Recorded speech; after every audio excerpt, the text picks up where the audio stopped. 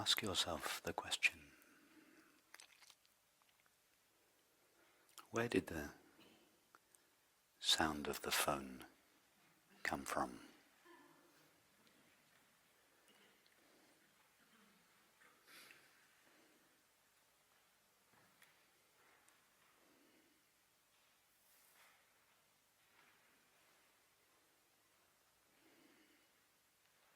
But only refer to your direct experience for the answer.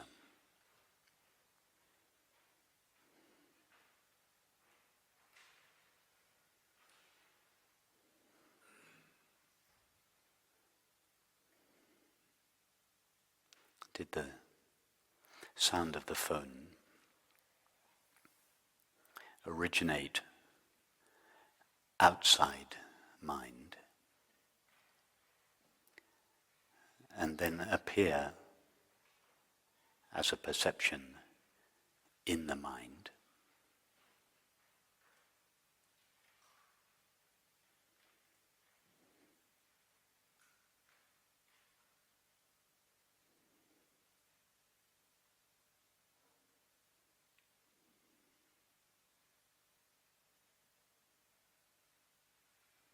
When we heard the sound of the phone, it was obviously a perception in the mind.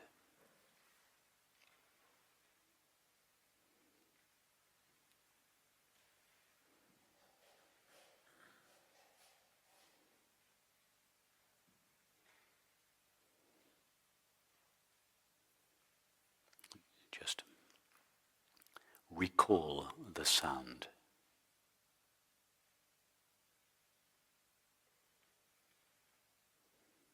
That sound, the recall of the sound, obviously takes place in mind. The original experience of the sound took place in exactly the same place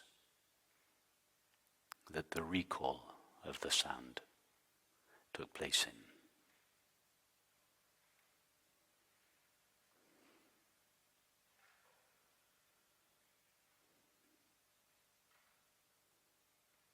The difference is that we believe that the original sound originated outside mind, but was experienced inside mind.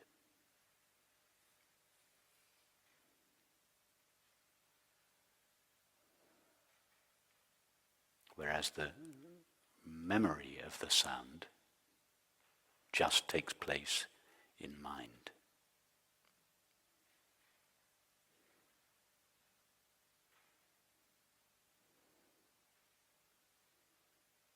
And try to find that place in your experience just outside mind from which we believe the sound originated.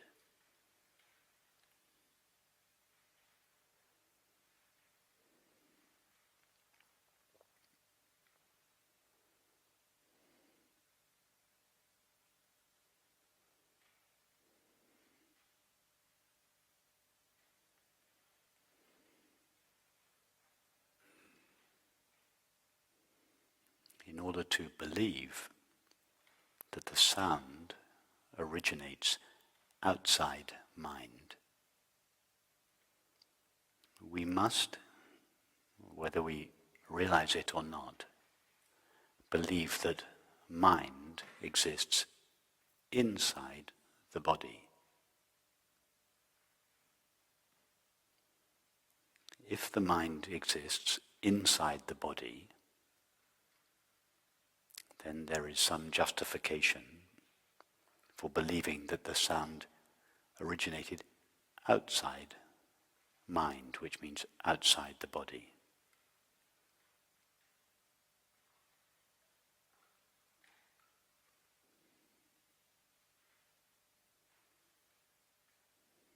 But go to your experience of the body now. Keep your eyes closed to begin with.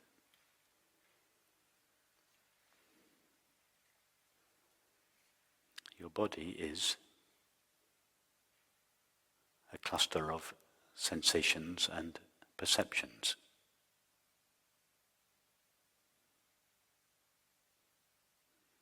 It is the experience of sensing and perceiving.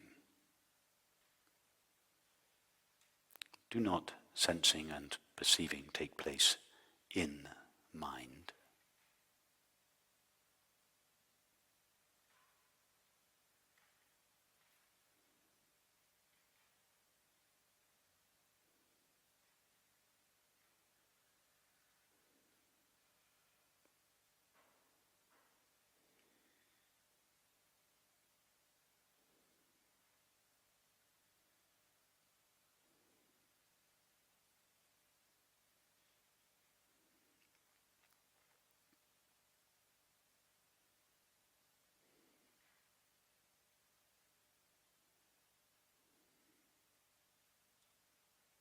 Sensing and perceiving take place in mind and are made of mind.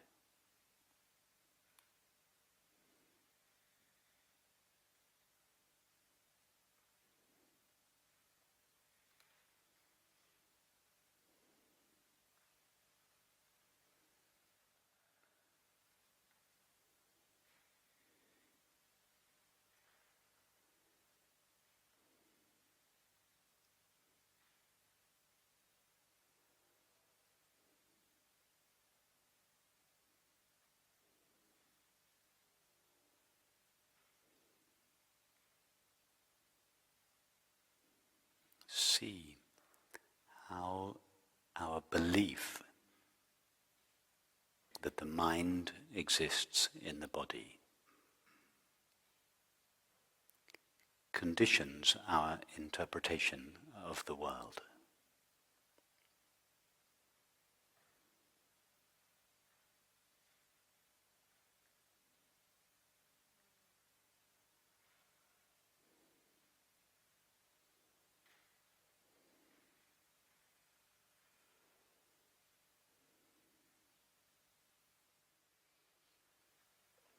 If the mind exists in the body,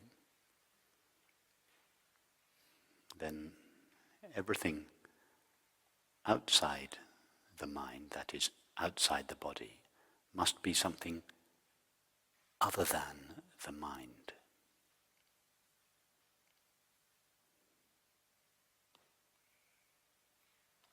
And matter is the name that our culture gives to this substance that supposedly exists outside mind.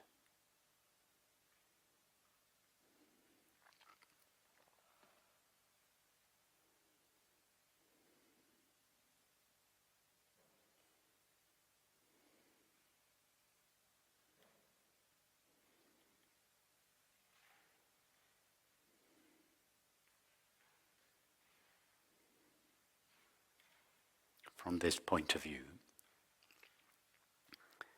the world has existed much longer than we have. The world made out of matter was here first.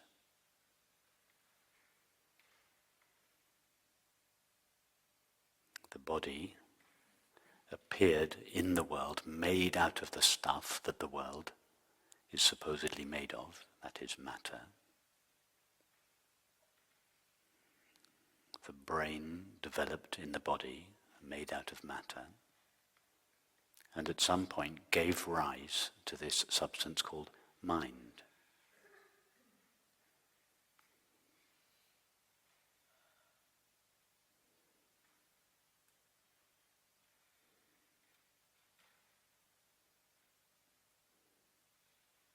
This is the worldview that almost everybody, whether they know it or not, subscribes to. Matter is the ultimate nature of reality, the stuff out of which the universe is made,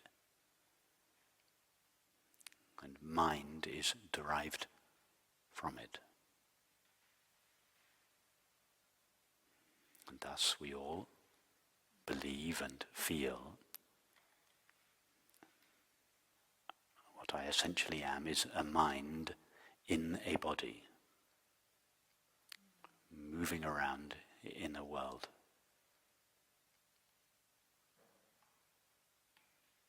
From the point of view of this mind in the body, or self in the body, time and space are the container in which all experience appears.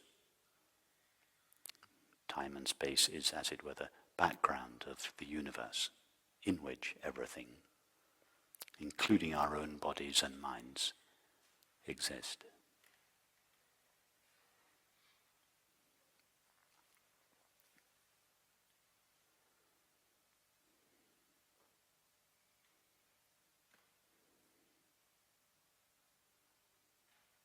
This point of view might be justifiable if it wasn't for something extraordinary that happens every night. The body and the world vanish from experience, but mind continues.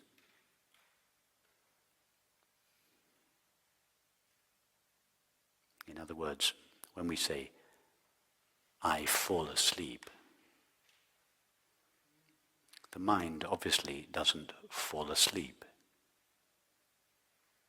All that happens is that the body and the world disappear from the mind, and a new body and a new world appear in the same mind. We call it the dream.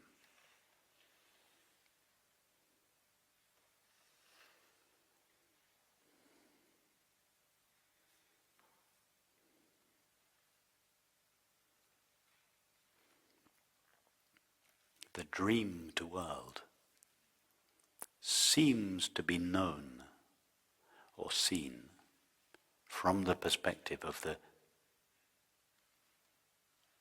character in the dream that we seem to have become.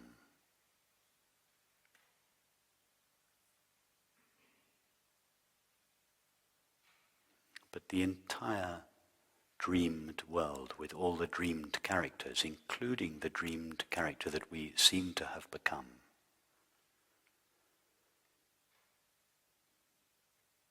all takes place in the same mind that our waking state experience takes place in.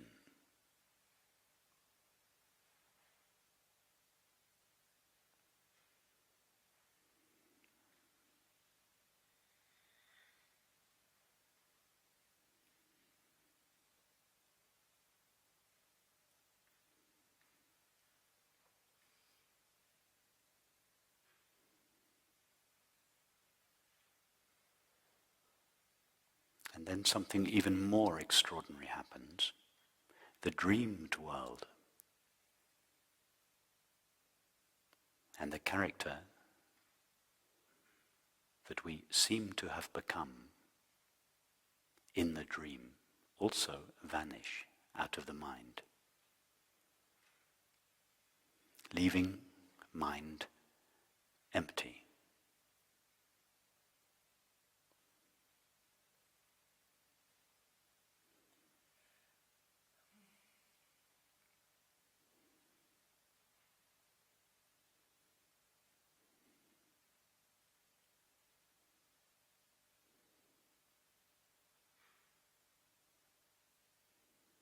And then a new dreamed world appears, and then a new waking state world appears. It all takes place in mind.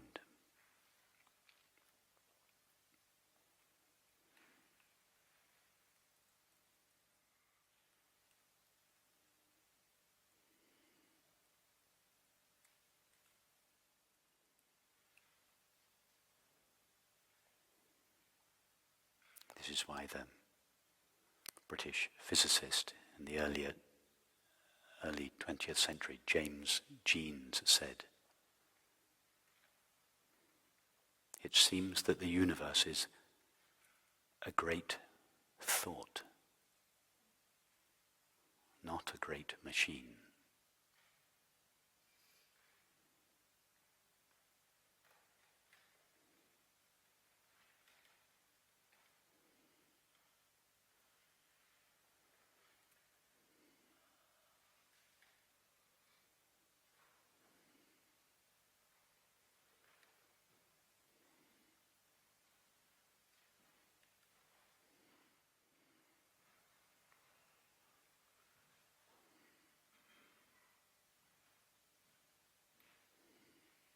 Just consider the possibility that everything you experience is mind. Thinking, imagining, feeling, sensing, seeing, hearing, tasting.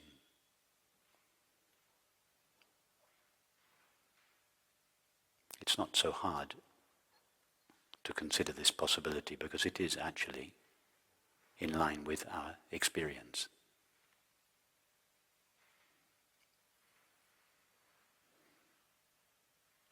What should be much more difficult to imagine is that our experience is made out of something other than mind, such as matter. Because nobody has ever found or experienced that stuff.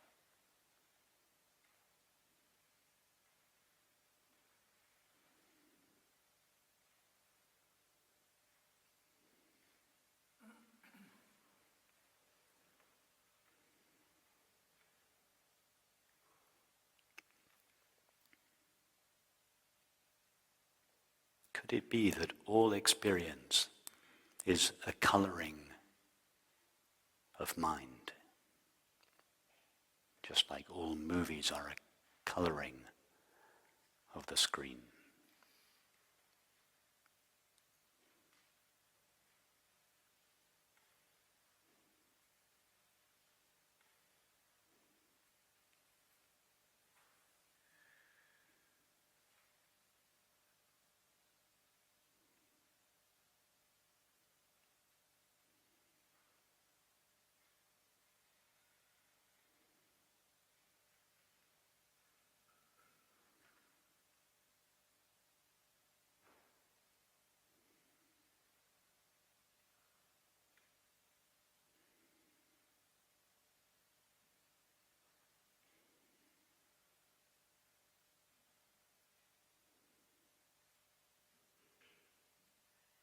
Test out this possibility in your experience.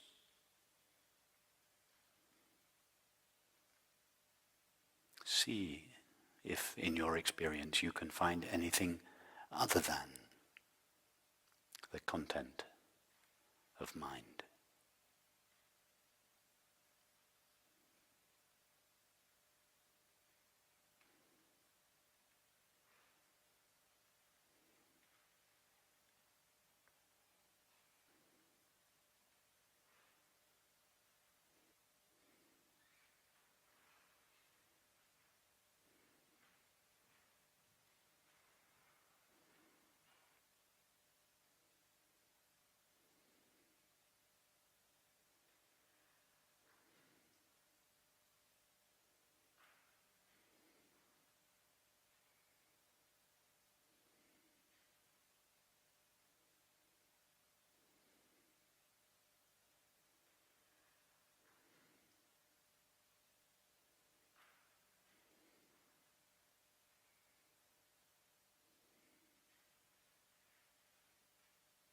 If I am a mind in a body,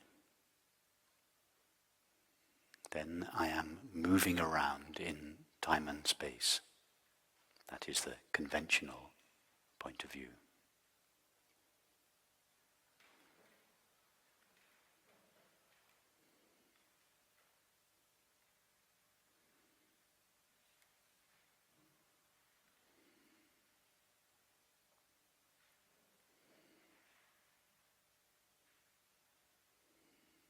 If the character in the movie believes that the screen exists inside its own body, then the character will feel, I move around in time and space.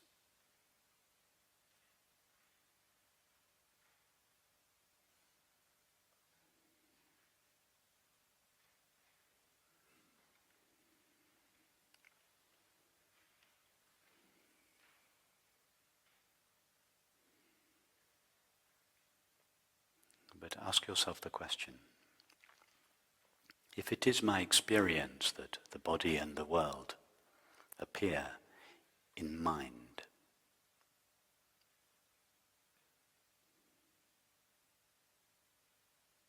does mind itself ever go anywhere?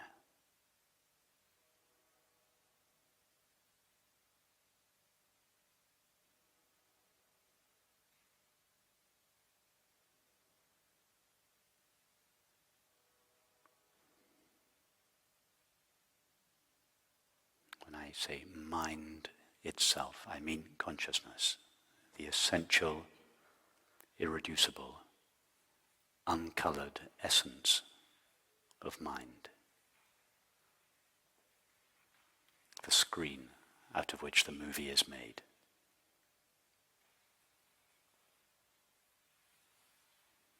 Does the screen ever go anywhere in a movie?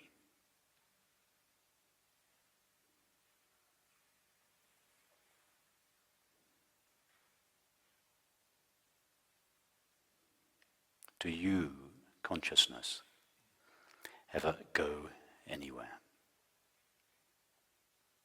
Do you travel through time and space?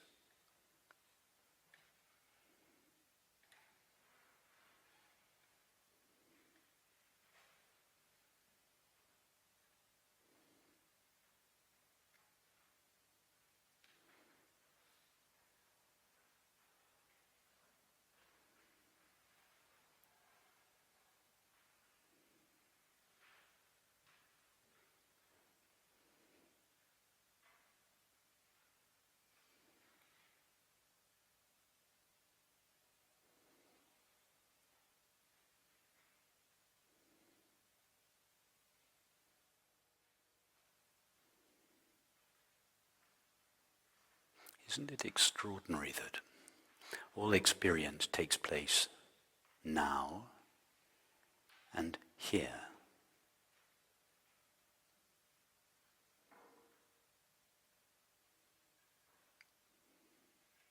Is it possible that now is not a moment in time, and that here is not a place in space?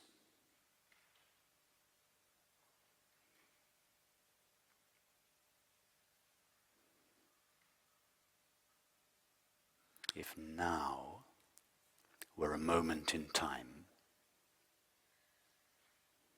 it would have a certain duration, and we would feel that it moves slowly along this line of time. And just ask yourself the question, how long does now last?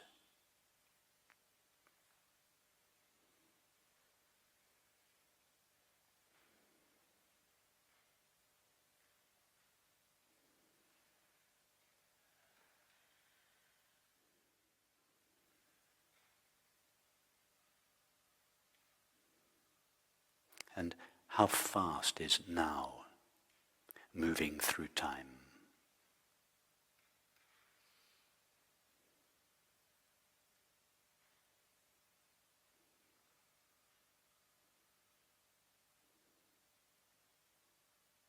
And what is the difference between this now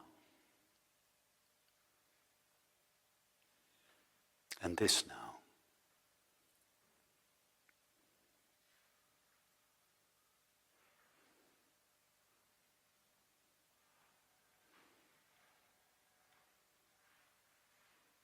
Are you absolutely sure that now is in time.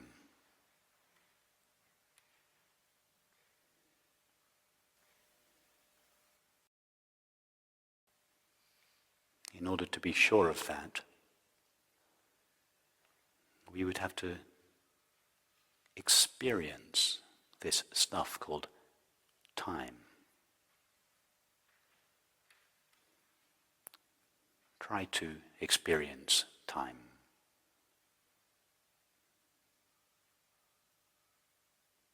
Try to experience, for instance, the past.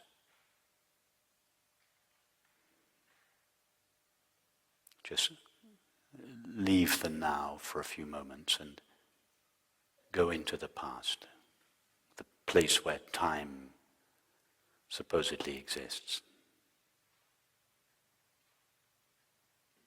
Maybe just go back a few seconds into the past.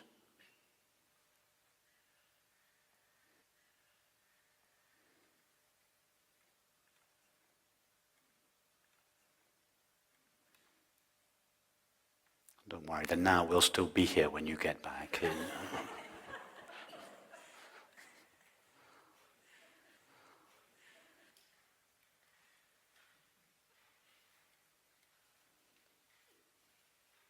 What was it like there in the past? Can anybody tell us about it?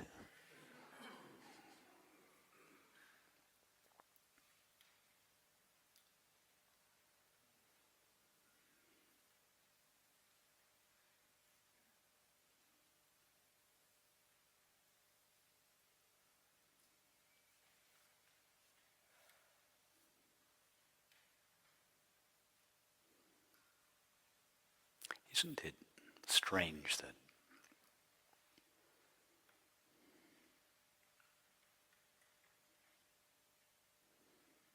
our culture, our world culture, is founded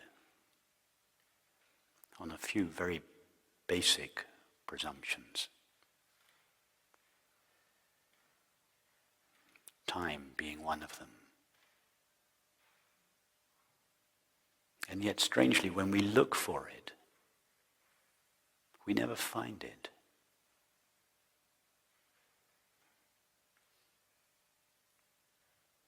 Is that just because we don't look hard enough? Will we find it one day?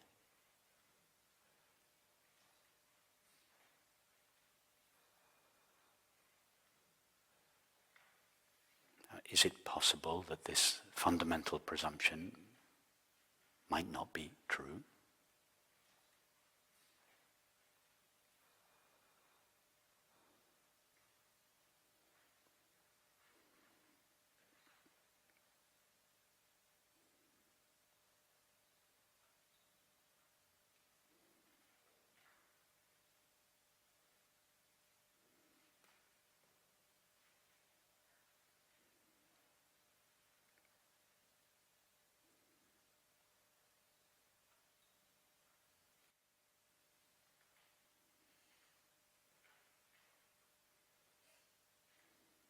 Could it be that experience doesn't take place in time?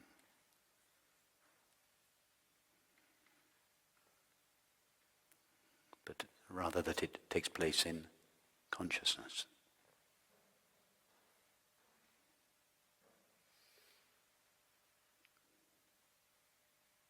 Could it be that the medium in which experience takes place is consciousness, not time?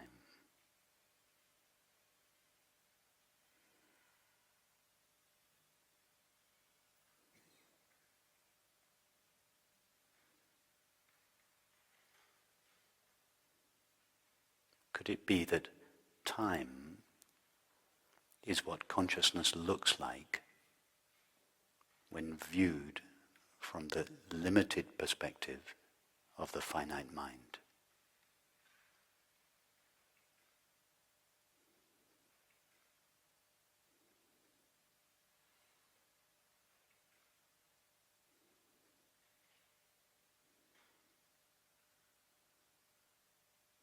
Just like when the character in a movie looks around herself at the landscape She sees space. Space is what the screen looks like from her limited point of view. The two-dimensional screen looks like three-dimensional space from the point of view of the character in the movie.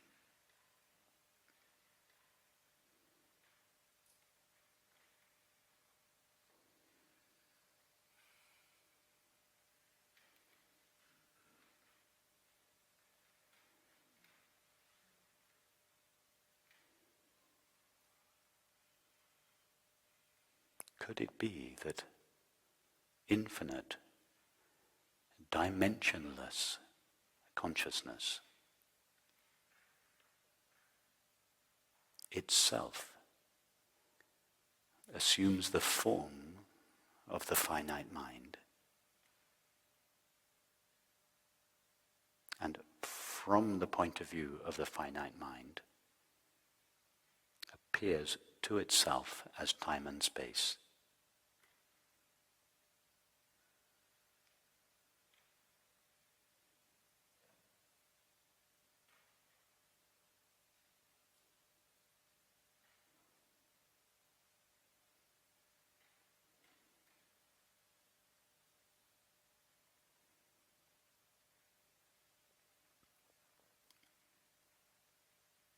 In other words, could it be that time and space are what infinite, dimensionless consciousness look like from the point of view of the finite mind?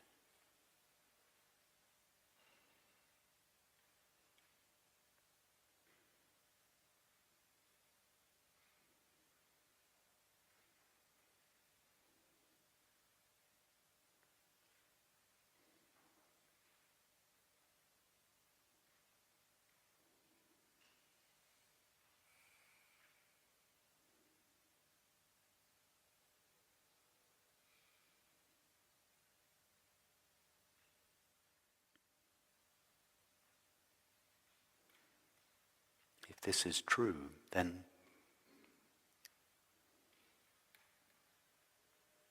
the now, from the point of view of the finite mind, is like a little window onto eternity.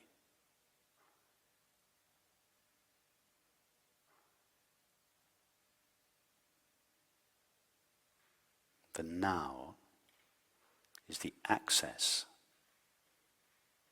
that the finite mind has to eternity.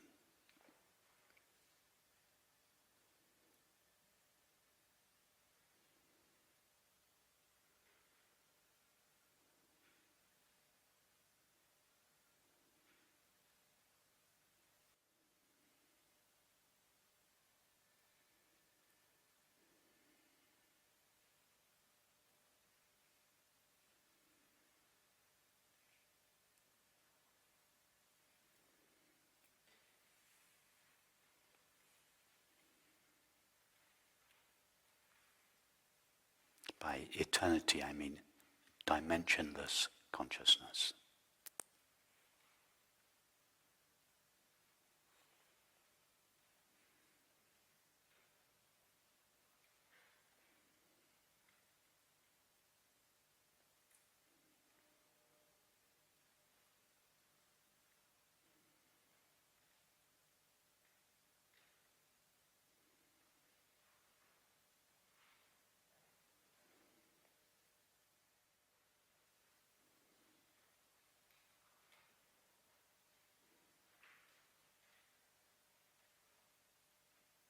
All experience is a movement of mind, or a colouring of mind. And the essential nature of mind is pure consciousness, knowing.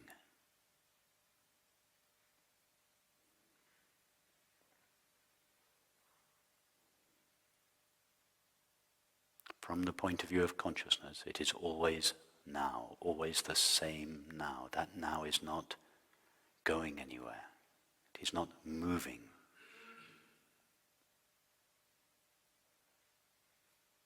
It is eternity.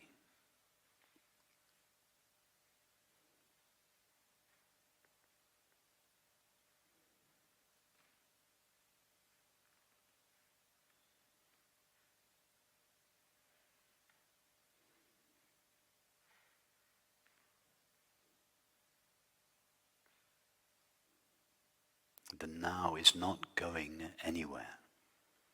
It hasn't come from somewhere.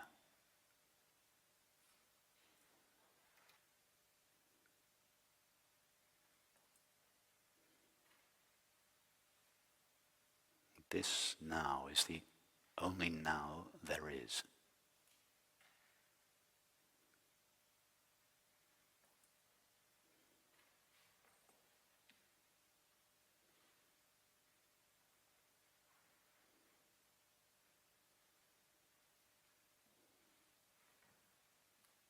Now is another name for consciousness, the irreducible, indestructible, essential nature of mind. It never goes anywhere. It never does anything.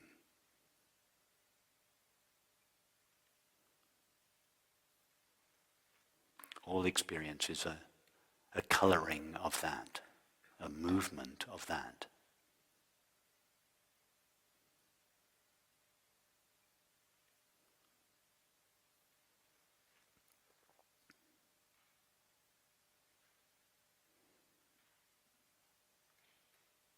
Birth and death are colorings of its own eternal being.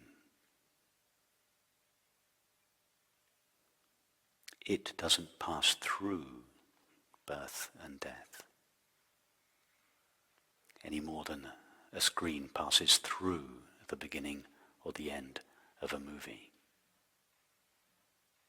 The beginning of a movie, the end of the movie, and all the time and space that takes place in the movie is simply a coloring of the transparent empty screen. The screen doesn't exist during the time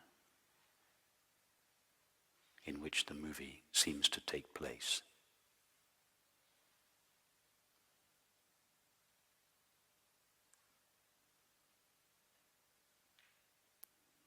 When the characters in the movie travel through space, the screen doesn't go anywhere. You, I, consciousness, are not traveling through time and space. We haven't come from somewhere. We are not going anywhere. We were not born. We are not evolving. We're not growing old. We're not destined for death and non-existence or rebirth.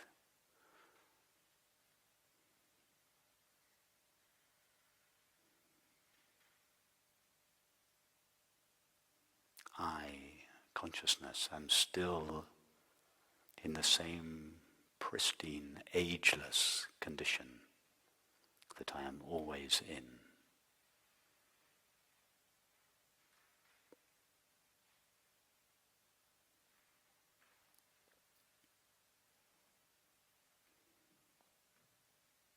I, consciousness, knows nothing of time.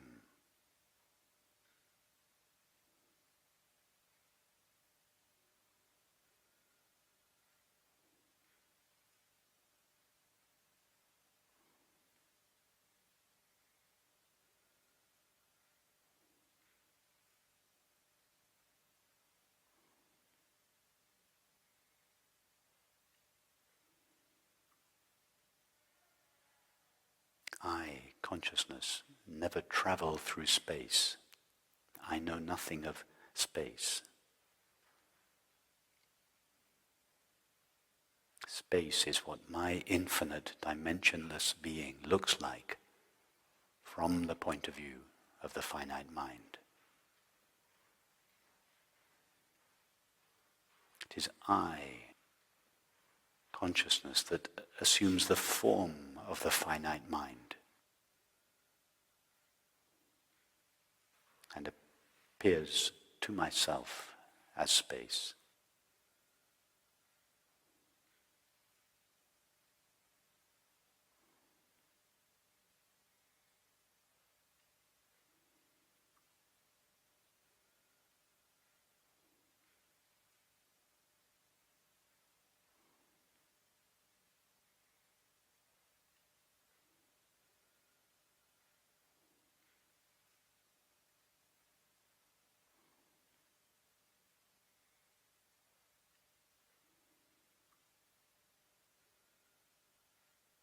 The finite mind is a modulation of my infinite being.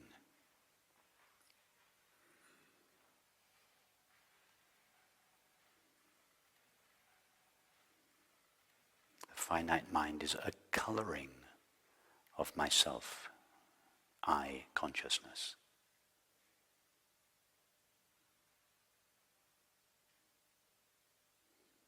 It is I consciousness that freely assumes the form of the finite mind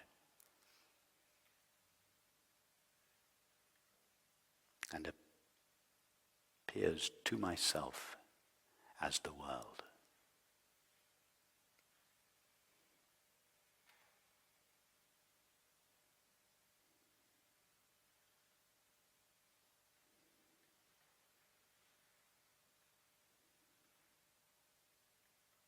But I consciousness never cease to be myself. I never become something other than myself.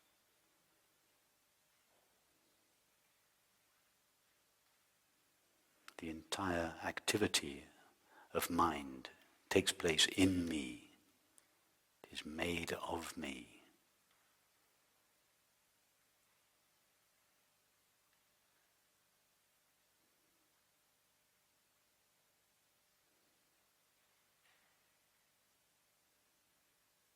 The limited mind is made out of me, but I am not made out of it.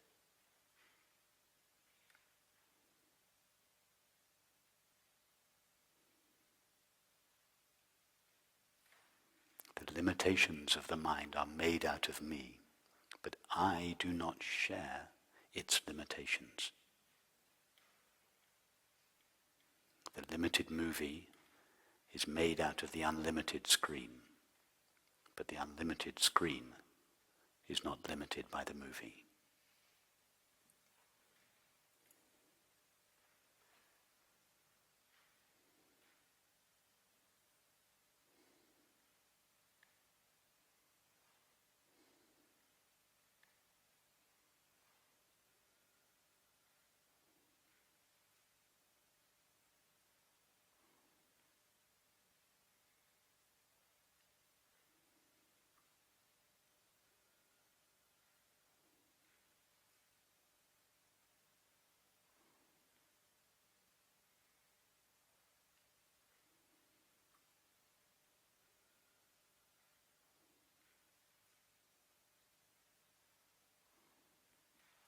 I, infinite consciousness, am all there is to experience.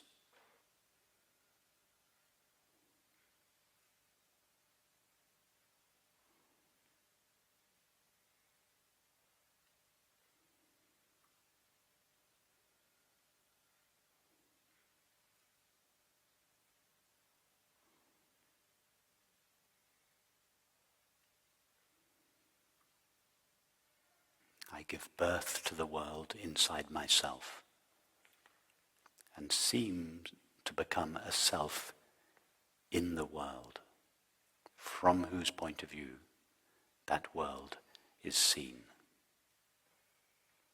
In other words, in order to bring the world into existence, I have to divide myself in two. I become a separate subject of experience in order to know a separate object.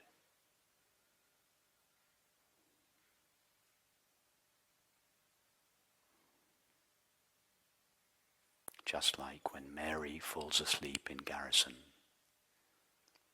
She dreams that she is Jane on the streets of London.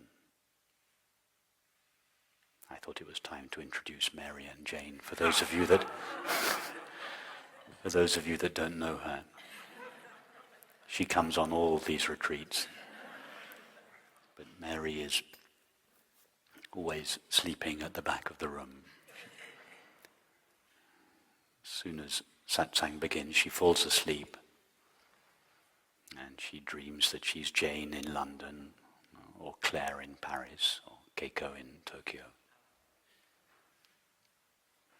So Mary is bored of satsang in Garrison. She thinks, how can I get out of here? Oh yeah, I want to go to London. She closes her eyes, she falls asleep. And she wakes up as Jane on the streets of London. That is the only way that Mary in Garrison can know the streets of London. She has to fall asleep to her own mind. She has to cease knowing her own mind as it is. She has to limit her own mind. And become Jane on the streets of London. Now, Jane on the streets of London thinks that she sees the streets of London with her mind, which is located just behind her eyes. When she closes her eyes, London disappears. She opens them again, London reappears. So she reasonably concludes that her mind lives in her head, just behind her eyes.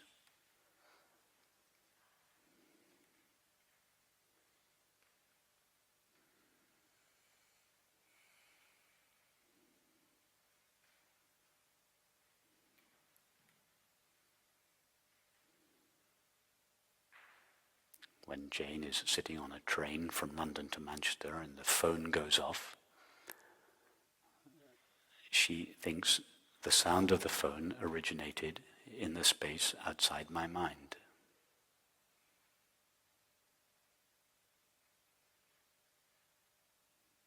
But what is Jane's mind? Where is it located? Where is the knowing with which Jane knows her experience located? Is it located inside Jane's body? No. It is Mary's sleeping mind in Garrison. From Jane's point of view, the streets of London take place outside her mind.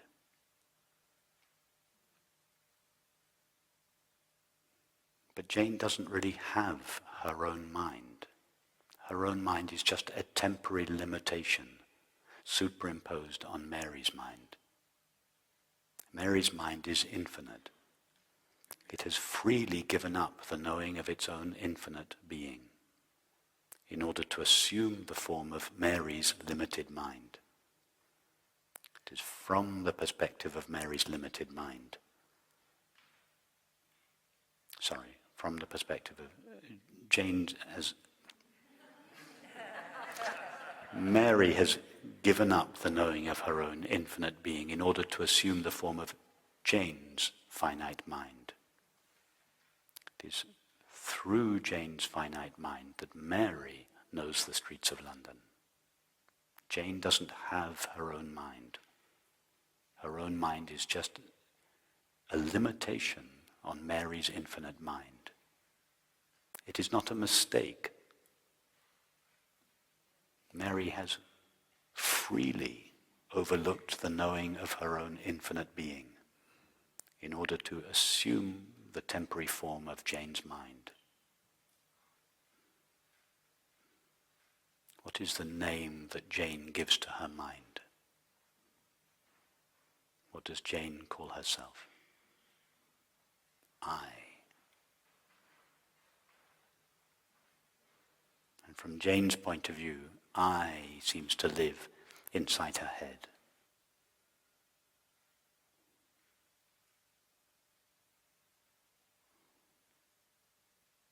What happens when Jane takes her mind and directs itself towards I, towards the essence of her mind? In other words, what happens when Jane really tries to find out what her mind is? What happens when Jane asks herself the question, I want to know the nature of my mind? It seems to be limited. It seems to live inside my body.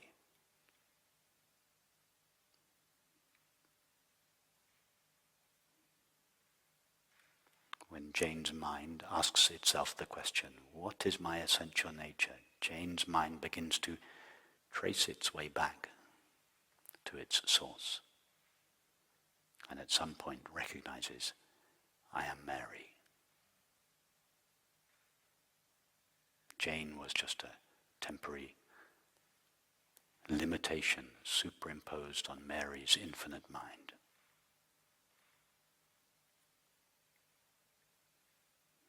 Our finite minds, each of our finite minds is like that, a temporary limitation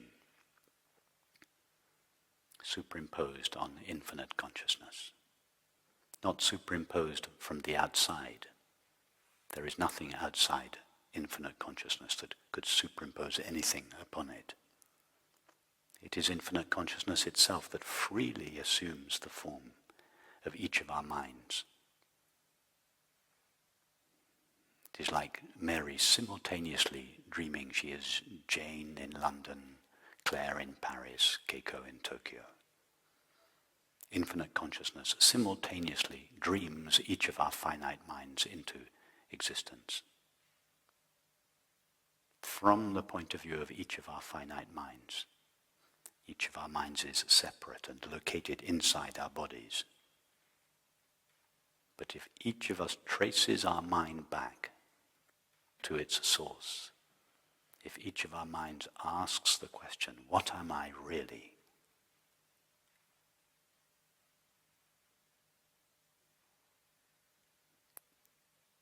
As the mind, as each finite mind traces its way back, it is gradually divested of all its self-assumed limitations and stands revealed as the same infinite consciousness.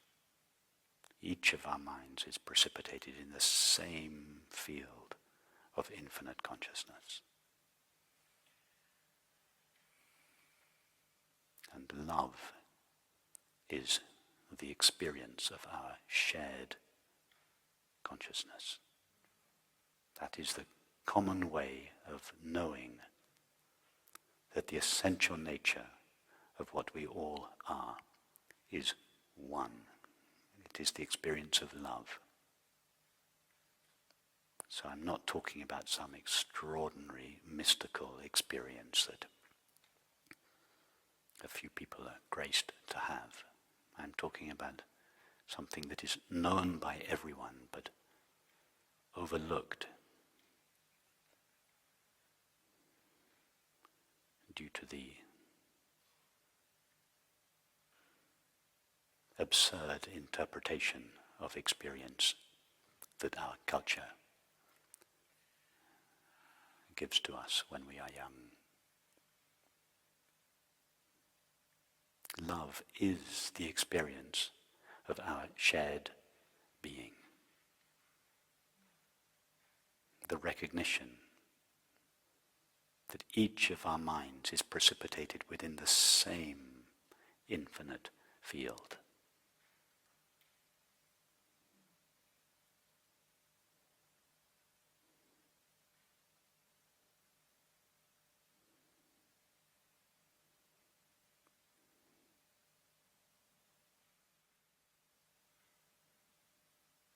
And what is it that all apparently finite minds or separate selves long for above all else, or value above all else?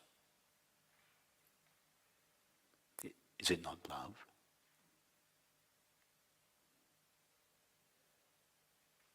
Do not all separate selves desire love above all else? The desire for love is simply the desire to be divested of our separateness.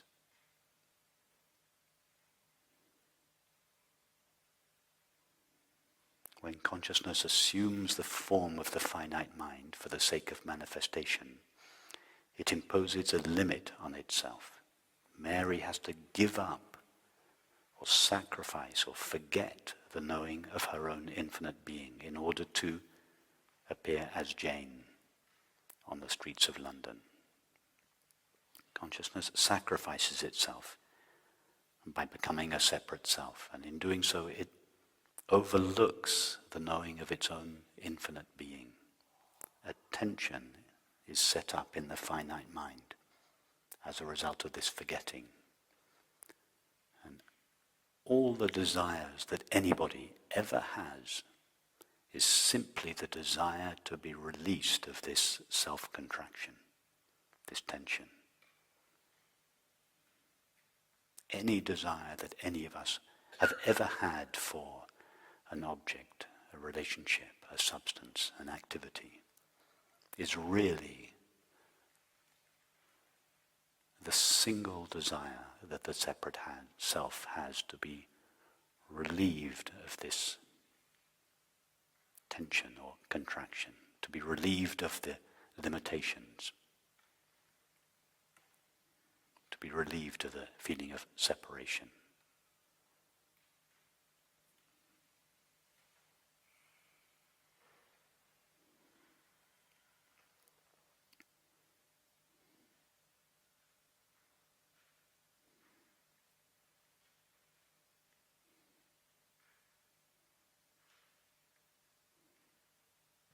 In other words, all our desires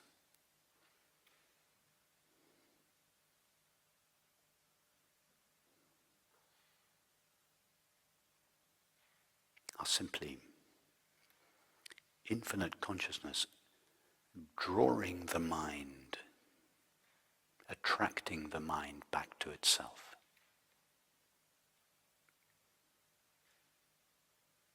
The separate self feels, I am doing the desiring.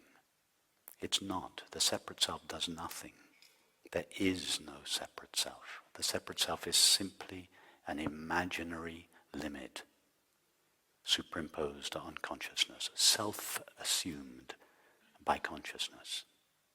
There is no real separate self. Jane does not have her own mind.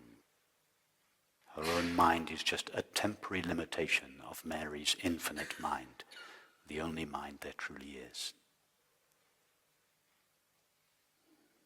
The desire Jane feels on the streets of London for happiness are simply the desire to be relieved of that limitation and to go back to Mary's peaceful mind. So the separate self feels, I am doing the desiring. No, it is consciousness that is attracting the separate self back to itself.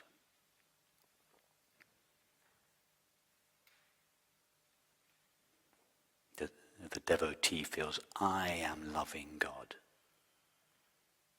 No, it is God that is loving the devotee.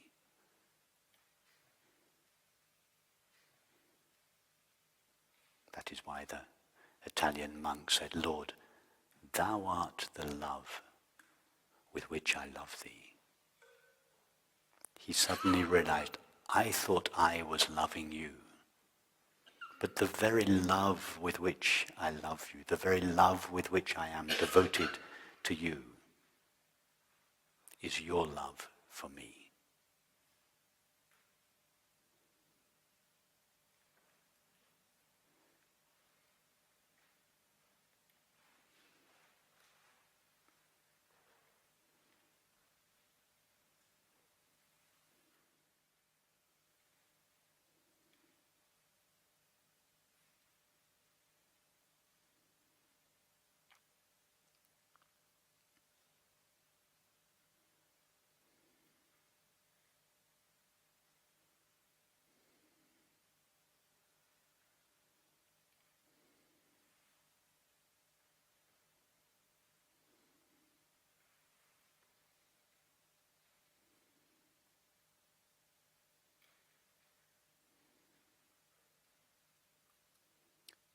People often ask me, why don't you do silent retreats?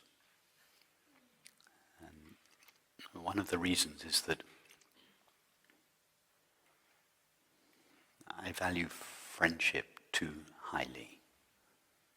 Friendship is an expression of love. That is, friendship is an expression of our shared being.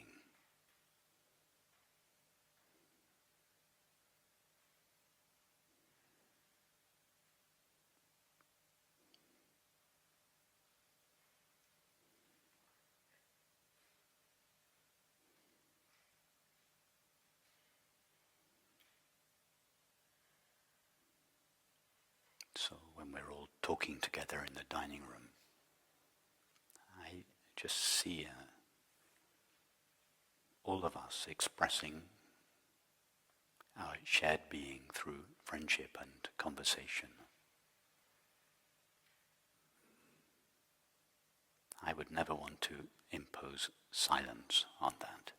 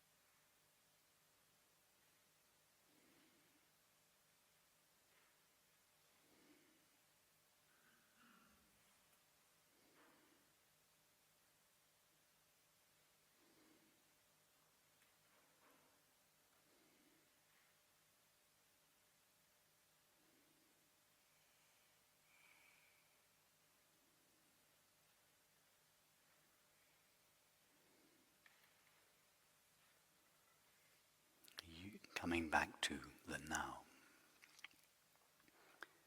Use time for practical purposes, but abandon psychological time.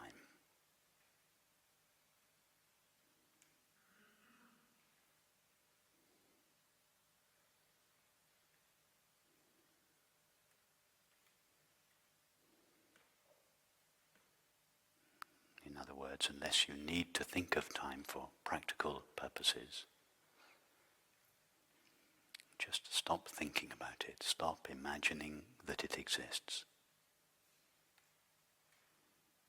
Why? Simply because you have never experienced it.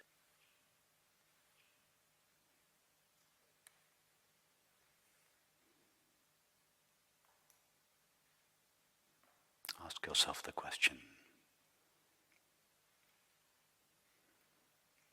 what happens to my problems if there is no psychological time?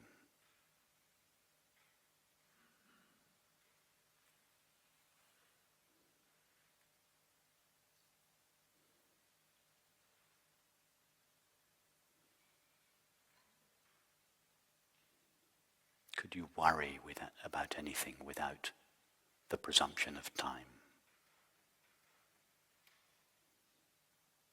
Could you be sick without the presumption of time?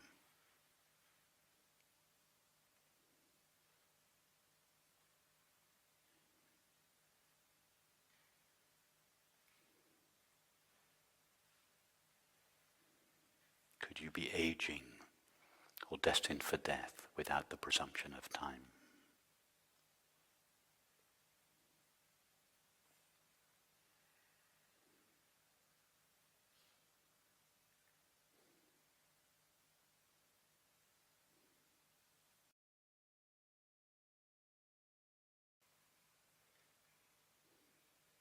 So you see, this is nothing to do with disciplining your mind and trying to live in the now or anything like that. That would just be more mind.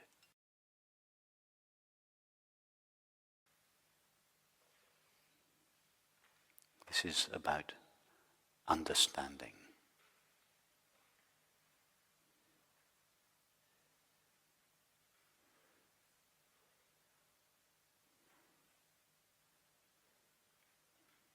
If time is truly seen to be non-existent,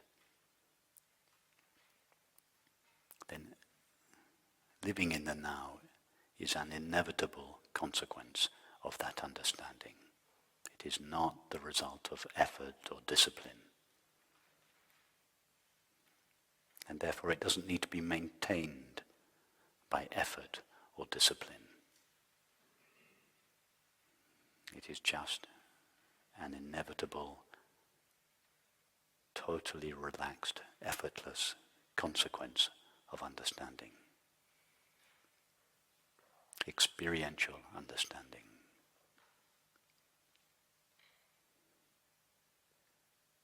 When I say experiential understanding, we have to go to the facts of our experience.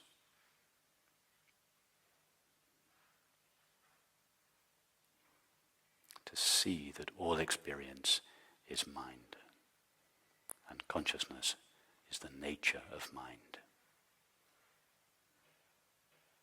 And that consciousness never goes anywhere. It hasn't come from somewhere. It's not destined for anywhere. It wasn't born. It's not aging. It's not going to die.